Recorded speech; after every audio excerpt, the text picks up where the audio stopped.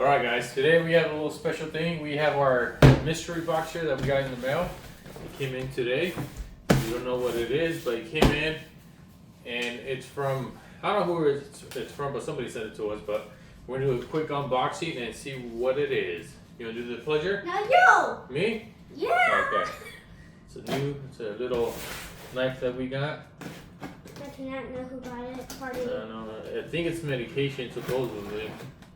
Yeah. Let's open this up. That You is. wanna open it up, Michael? You show them what's inside. It's like a styrofoam thing here. Let's show them, Michael. Go ahead. What the is it? heck Is it cold? Yeah. It's like ice packs in there. What do you think it is? I don't know. Here.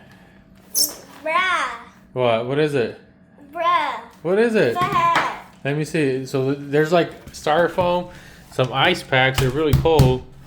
You would always get this. Let me see. Why? There's 3 ice packs. What Oh, the heck? what is it, Michael? What the heck? What is it? What the heck? What no. is it?